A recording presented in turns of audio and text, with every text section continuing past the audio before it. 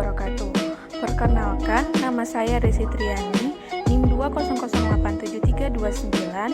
Saya dari Prodi Pendidikan Kepelatihan Olahraga, Fakultas Ilmu Keolahragaan, Universitas Negeri Padang.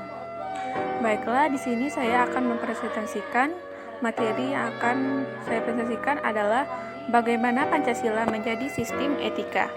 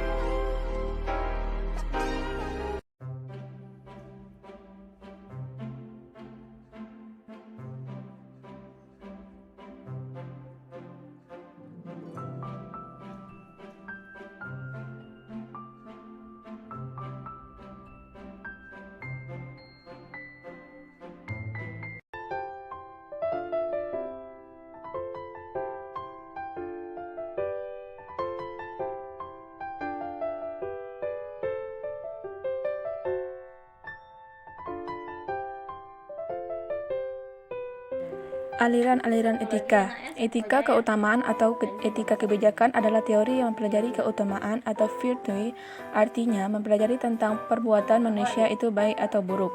Etika teleologis adalah teori yang menyatakan bahwa hasil dari tindakan moral menentukan nilai tindakan atau kebenaran tindakan dan dilawankan dengan kebijakan.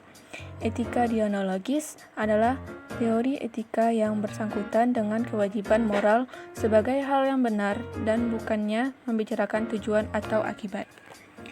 Etika Pancasila. Etika Pancasila adalah cabang filsafat yang dijabarkan dari sila-sila Pancasila untuk mengatur perilaku kehidupan bermasyarakat, berbangsa, bernegara di Indonesia. Oleh karena itu, dalam etika Pancasila terkandung nilai-nilai kebutuhan, kemanusiaan, persatuan, kerakyatan, dan keadilan. Kelima, nilai tersebut membentuk perilaku manusia Indonesia dalam semua aspek kehidupannya. Sila kebutuhan mengandung dimensi moral berupa nilai spiritualitas yang mendekatkan diri manusia kepada Sang Pencipta. Ketaatan kepada nilai agama yang dianutnya. Sila kemanusiaan mengandung dimensi humanus, artinya menjadikan manusia lebih manusiawi, yaitu upaya meningkatkan kualitas kemanusiaan dalam pergaulan antar sesama. Sila persatuan mengandung dimensi nilai solidaritas, rasa kebersamaan, cinta tanah air. Sila kerakyatan mengandung dimensi nilai berupa sikap menghargai orang lain maupun mendengar pendapat orang lain, tidak memaksakan kehendak kepada orang lain. Sila keadilan mengandung dimensi nilai mau peduli atas nasib orang lain, kesediaan membantu kesulitan orang lain. Urgensi Pancasila sebagai sistem etika. Pentingnya Pancasila sebagai sistem etika terkait dengan problem yang dihadapi bangsa Indonesia sebagai berikut. Pertama, banyaknya korupsi yang melanda negara Indonesia sehingga dapat melemahkan sendi-sendi kehidupan bangsa dan bernegara. Kedua, masih terjadinya aksi terorisme yang mengatasnamakan agama sehingga dapat merusak semangat toleransi dalam kehidupan antar umat beragama dan meluluhkan semangat persatuan atau mengancam disintegrasi bangsa. Ketiga, masih terjadi pelanggaran hak asasi manusia (HAM) dalam kehidupan bernegara seperti kasus penyerbuan lembaga pemasyarakatan Cibonang, Yogyakarta pada tahun 2013 yang lalu. Keempat, kesenjangan antara kelompok masyarakat kaya dan miskin. Keenam, banyaknya orang kaya yang tidak bersedia membayar pajak dan benar-benar seperti kasus penggelapan pajak oleh perusahaan, kasus penanaman papers yang menghindari atau mengurangi pembayaran pajak. Menanyakan alasan diperlukannya Pancasila sebagai sistem etika. Pertama, dekadensi moral yang melanda kehidupan masyarakat, terutama generasi muda, sehingga membahayakan kelangsungan hidup bernegara. Kedua, korupsi akan bersih merajalela karena para penyelenggara negara tidak memiliki rambu-rambu normatif dalam menjalankan tugasnya. Ketiga, kurangnya rasa perlu kontribusi dalam pembangunan melalui pembayaran pajak. Keempat, pelanggaran hak-hak asasi manusia dalam kehidupan bernegara di Indonesia ditandai dengan melemahnya penghargaan seseorang terhadap hak pihak lain.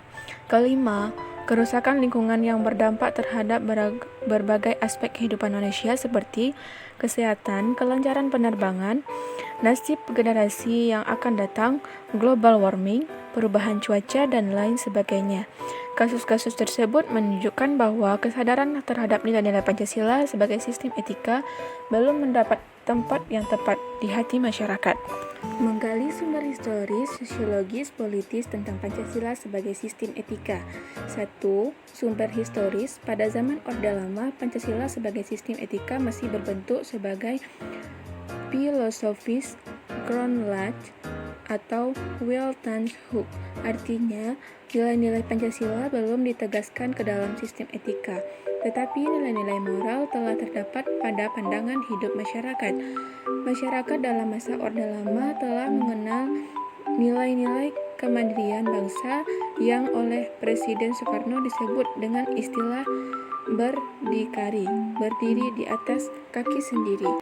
Yang kedua, sumber sosiologis. Sumber sosiologis Pancasila sebagai sistem etika dapat ditemukan dalam kehidupan masyarakat berbagai etnik di Indonesia, misalnya orang Minangkabau dalam hal bermusyawarah memakai prinsip bulat air oleh pembuluh, bulat kata oleh mufakat.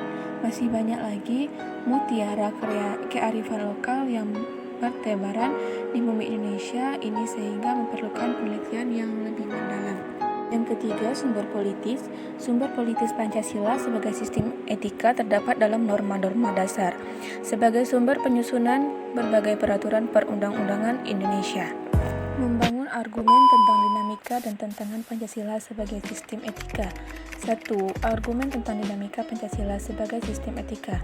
Pertama, pada zaman Orde Lama, pemilu diselenggarakan dengan semangat demokrasi yang diikuti banyak partai politik, tetapi dimenangkan 4 partai politik, yaitu Partai Nasional Indonesia, Partai Muslim Indonesia, Partai Nahdlatul Ulama, dan Partai Komunis Indonesia.